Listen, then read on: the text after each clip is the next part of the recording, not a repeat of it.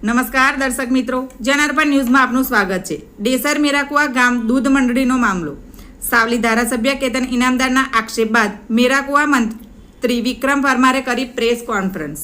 મૃતક સભાસદોના ખાતામાંથી ઉપાડેલા રૂપિયાને જાતે ઉપાડ્યો હોય તેવું સ્વીકાર્યું।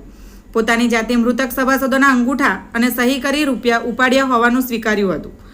મેરાકુવા ડેરીના મંત્રી દ્વારા રૂપિયા ઉપાડી મંડળીના હિત માટે વાપર્યા હોવાનો દાવો કરાયો હતો।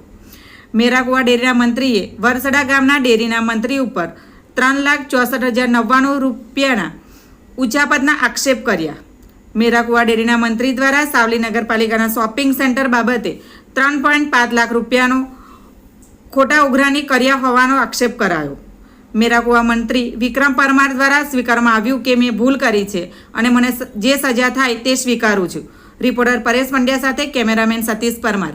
આવા જ નવા સમાચાર જોવા માટે જોડાઈને રહો જનાર્પણ ન્યૂઝ સાથે।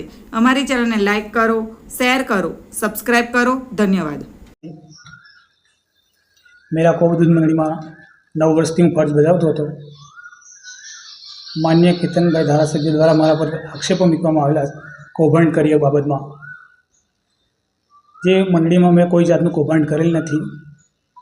જે બરોડા ડેરીમાં ને વહીવટી માળખામાં દર વર્ષે જે ઓડિટ થતા હોય, દર વર્ષના મારા ઓડિટ હિસાબો ક્લિયર છે, જેમાં મારે કોઈ ઉચ્ચાપત કે કોઈ કૌભાંડ મારા ઓડિટની અંદર કોઈ બતાવેલ નથી। અને મુદ્દો રહ્યો કે મૈયત સભાસદવાળી વાત, કે જે મૈયત સભાસદના નામે મેં 5 સભાસદના નામે પૈસાની લેવડ દેવડ કરેલ છે, એના કારણે કેતનભાઈ મને કહે છે કૌભાંડ કરી। મતલબ મૈયત થયેલા વારસદારોના મેં એમના ખાતાનો ઉપયોગ કર્યો છે, પણ મેં મારા માટે નહીં કર્યો, મારી મંડળીના હિત માટે કર્યો છે। અને મેં મારા ડેરીના જે સભાસદોના ખાતા નહોતા એમને મેં કેશ પેમેન્ટ ચૂકવણું કરેલ છે, જેના ચૂકવણા પત્રકની અંદર સહી કરેલી છે।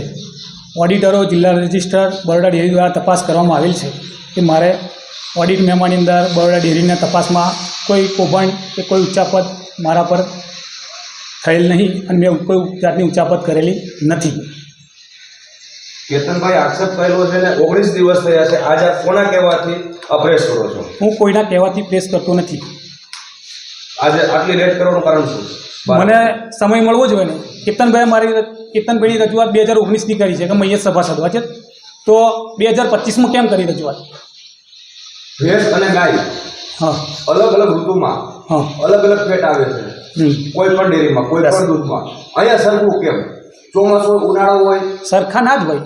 એ બરોડા ડેરીએ ચેક કરે છે સભાસદના કેટલા ફેટ આવે, ગ્રાહકના કેટલા ફેટ આવે, અમે મશીનની અંદર એન્ટ્રી મારે છે, ગ્રાહકને બી ખબર પડે છે, મંડળીના બી ઓનલાઈન સિસ્ટમ થતા રહે, ટ્રાન્ઝેક્શન ફેટ એસન બધા સેમ મળતા જ હોય છે। તો પૈસા કમ એક સરખા જ ચૂકવવા? એક પૈસા તમામ મંડળીની અંદર, ડેસર તાલુકાની તમામ મંડળીની અંદર કે મંત્રી દ્વારા મંડળીના ખાતેદારોના 25 થી 20 જણા ખાતા હોય, એની અંદર પૈસા જે બિલ થતું હોય એક્ઝેક્ટ મારે કે 5 લાખ થતું હોય, તો મંત્રીઓ અમુક 10-15 ખાતાનો ઉપયોગ કરે અને એની અંદર 24,500 10,500 એવું નાખીને બેંકમાં અધિકારપત્ર દ્વારા બેંકમાંથી ટ્રાન્ઝેક્શન કરી અને લાવી અને ગ્રાહકોને કેશ ચૂકવે છે।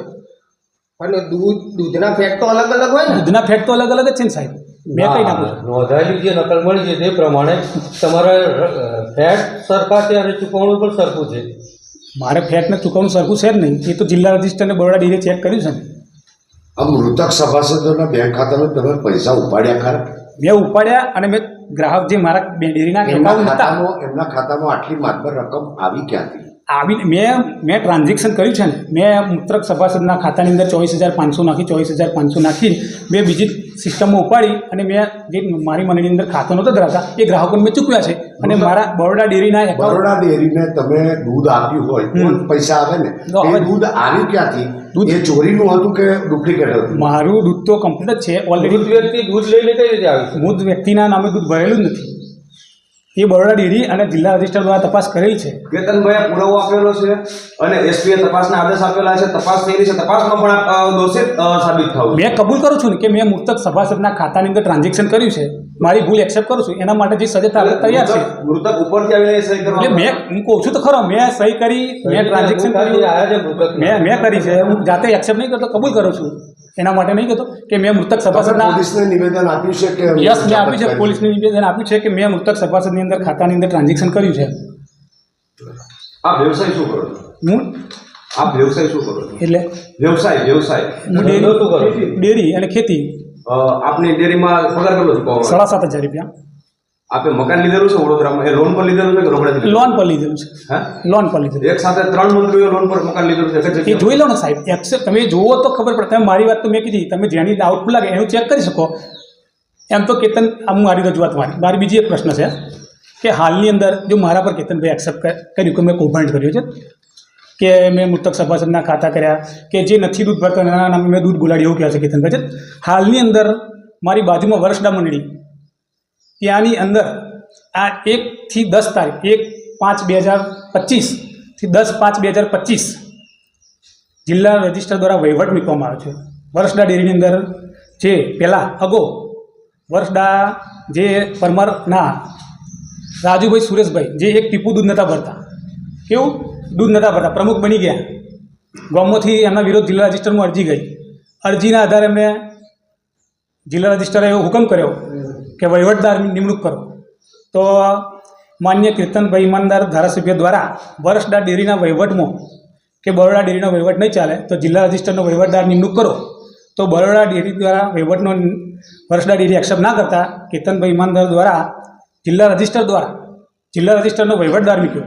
એ વહીવટદાર દ્વારા હાલની અંદર જ જે કેતનભાઈ મને કહેશે કે મૃતક સભાસદના નામ પર ખાતામાં દૂધ ભરાયું અને આવું કર્યું, જ્યારે એમની અંદર વર્ષડા મંડળીની અંદર વહીવટદાર દ્વારા 1/5/2025 થી 10/5/2025 રોજ વહીવટદાર દ્વારા વર્ષડા મંડળીના ખાતામાંથી 3,64,099 રૂપિયા જે વર્ષડા ડેરીના મંત્રી ગોપાલભાઈ શાંતિલાલ પ્રજાપતિના નામે એમના ખાતાની અંદર જમા કર્યા અને એમના ખાતાની અંદર ઉપાડ કર્યો છે. તો હાલમાં ગોપાલભાઈ ભાઈ એ તપાસનો વિષય છે. હું જે તપાસમાં બોલું છું તમારા તમે હું જે મારી વાત ઉપાડ્યા કેતનભાઈ આક્ષેપ કરે મારા પર, હું કેમ કહું છું ને કેતનભાઈ દ્વારા એ બી તપાસ કરવામાં આવે એ વાત સાચી છે ખોટી છે, વાત સાચી છે ખોટી છે. હું શું કહું છું તમે એ બી તપાસ કરો ને. મારા પર કેતનભાઈ એવો આક્ષેપ કર્યા છે. મારી વાત સાંભળો.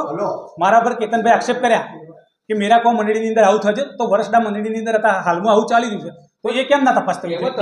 તમે ફરિયાદી થઈ શકો ને, હું તમારી પાસે પુરાવા હોય તો ફરિયાદી કરી શકો. કેતનભાઈ રજૂઆત નહીં કરી, હું કેતનભાઈને રજૂઆત કરું. કેતનભાઈ મારી રજૂઆત કરી, હું કેતનભાઈને કહું છું મીડિયાના માધ્યમથી કે વર્ષડા ડેરીની અંદર બી આવું થયું છે તો વર્ષડા ડેરી પર બી એક્શન લેવી જોઈએ ને. જે મારા પર એવા એક્શન થશે આવું કર્યું તમે એવું સ્વીકારો છો કે આ ખરેખર ભ્રષ્ટાચાર વર્ષડા ડેરી કરેલો છે? કેવું